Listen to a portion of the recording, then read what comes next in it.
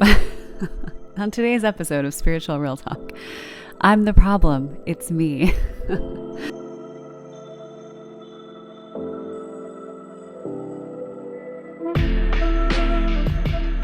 Hello. Welcome to Spiritual Real Talk. I'm Megan Monahan, and I'm so grateful that you're here. Today we are, shocker, diving back into your relationship with your mind and how it's messing everything up. On today's episode of Spiritual Real Talk, I'm the problem, it's me. Jokes aside, not wrong. Jokes aside though, I want to talk about a concept that came to me, it might have been during the pandemic, that came to me around not just your relationship with thought, but specifically with the thoughts that you spend the most time with, that get the most airtime in your mind. And I was reminded of that concept. It might even be a book. The one about you become like the 5 people that you are surrounded by the most. So the people that have the greatest impact and that will truly impact what your life looks like, and even what in some cases like your health looks like, your mental health, your physical health. And the whole concept is whoever is in that tiny circle of influence in those 5 most kind of saturated spots in your life is who will have the most direct impact on you. So, audit accordingly, I guess. I didn't read the book, if we're being honest, but I did take that book title and concept and really start thinking one day about the 5 thoughts that you spend the most time with.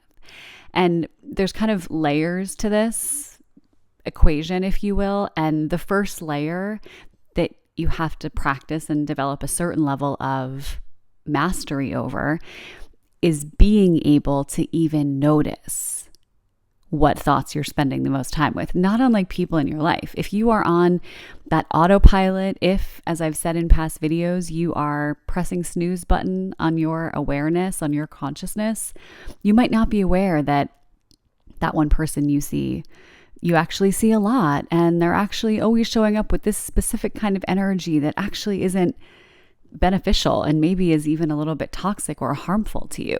But unless you're resting in presence and in the awareness of who you're with the most, you might not even realize that. So step number 1, level number 1, practice noticing, and you get better at this through meditation. Spoiler alert, as per usual. Notice the thoughts that you find yourself thinking the most.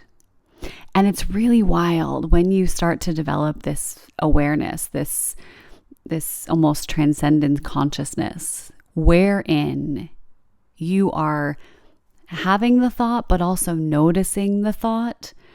It is wild what you can, pick out and see as a thought that I absolutely want to pay attention to, or 100% like do not pass go, do not collect $200 thoughts that are 100% not going to support how you want to feel, how you want to live your life, what you want to be co-creating with the universe. So step number 1, meditate. Practice noticing what you are thinking about. If your thoughts were a transcript that was printed out, number 1, terrifying. Number 2, what would be the most, if we were highlighting the lines that showed up the most, what would be highlighted on that script? And do it like that, separate yourself from it, because I know it can be challenging, especially if you have to acknowledge that, wow, there's part of that script that is not great. Maybe I'm talking really poorly about myself, or maybe those thoughts are really limiting. Maybe they're really judgmental. Maybe they're really fear-based, whatever it might be. I think if you separate yourself from the thought, even in this reflection phase, it becomes a little easier not to get kind of instantly defensive or to overanalyze why that's happening or kind of make excuses for it, right? Because that's such an easy place for your ego to go when it's confronted with a question like, do I want to believe this thought? Is this thought actually serving me? Because in a certain way, as dysfunctional as a thought might be, it might be one of the things that feels like it's keeping you safe, that feels like it's doing some good.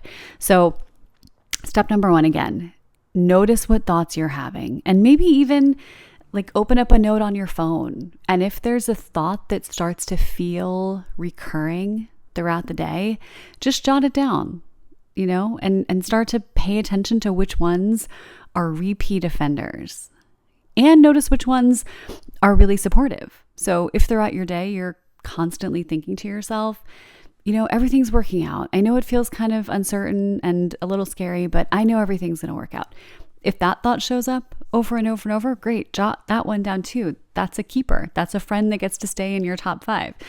So number 1, recognize that you are not your thoughts and start paying attention to which thoughts are showing up the most. Step 2, take a look at those thoughts, right? Audit that class. Look at the transcript, look at the thoughts that are highlighted the most as if they were characters in a play, and say, are these characters actually aligning with the plot of this movie or this play? And spoiler alert, you're the one writing the plot. You get to decide what the ending of the movie is. So are these characters actually going to play the part that will move this story along to its intended outcome or destination?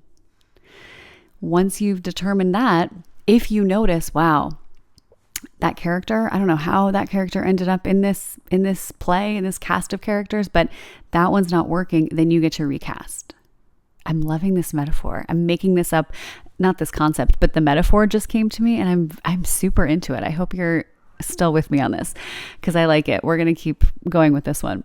You get to recast the character and say, oh, okay, we actually need someone that's a little bit more grounded, or a little more positive, a little more loving, a little more abundant, a little more of a cheerleader, a little more, what do you need? What does the play need? What other character would serve the progression of this plot line that is your life, that is your existence? And then you get to write lines for that character. What would that character say? You got this. Haters gonna hate. Don't worry about the negativity. Keep pushing through. Or take a deep breath. Everything's gonna be okay, right? Connect with what the story needs, and then recast the characters that don't align and write them some new lines. And then practice the lines. You can write them down, put them on Post-its and stick it to a computer or your steering wheel. Sometimes I'll take the lock screen on my phone and I'll use like a Canva app or I mean, there are so many things you can use now. You can even make it on like an IG story and then screenshot it, but I'll make basically a wallpaper for my phone with that new thought. I do this a lot with clients. And then you just make that your new wallpaper, and you can do it. I know, I see you. You can do it real incognito so that every time someone looks at your phone coming online, it's not like, I love myself. You can do it in a way that's really subtle. Put it at the bottom, put it in like a just slightly different color than the background.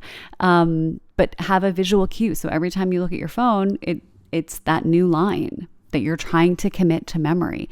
Not unlike, back to our fearless metaphor, if you ever acted in a play or a movie and you had to learn your lines. Consider that if you're going to recast a character, you're going to have to take the time to learn the new lines in the script that character is adding, is contributing, right? And notice how the play changes. Notice how the play changes when you change the characters and when you change the dialogue that those characters are playing. And again, in case you've lost me, by that I mean you and those thoughts that you spend the most time with. Think of those 5 thoughts or kind of lane of thought that you spend the most time with as 5 different characters in your story, in your play. All those characters have their own lines. All those characters are contributing to the ultimate kind of feel and tone of the play. And all of the lines that they're saying are moving the plot in a certain direction. Remember, everything that you have ever done started as a thought. I think the line is the ancestor to every action you've ever taken. That's what it is. The ancestor to every action you've ever taken is a thought. The ancestor to everything you've ever done, said, texted, right? I've said this before to you. Everything starts as a thought. And the more that you think a thought, the more power it has in that story, the more it gets to move the plot line, right? So get clear. What characters, what thoughts are you spending the most time with? What 5, if you want to play that game? Are there any that are not contributing to the story in a way that aligns with what you want? If so, recast. Recast the thought. Create new dialogue. Practice regurgitating that new dialogue. Practice thinking it over and over and over, and notice how that changes. And also you can look outside in your life too. I'm sure that book has merit. Look at the 5 people you spend the most time with, because they impact you too. But I find more than anything else, and the thing that you have the most agency over, because it's not always easy or even possible to change the 5 people in your immediate circle, depending on the circumstance. But what you can always change is the 5 in here. You absolutely can always change and recast those thoughts. So play around with that. Let me know how the casting goes. Let me know who gets kicked out of the play. Put it in the chat. I would love to hear and support you and cheer you on from the sideline. Buy tickets to the show. And in the meantime, I'm so grateful to you for being here. Thanks for showing up. Thanks for doing the work.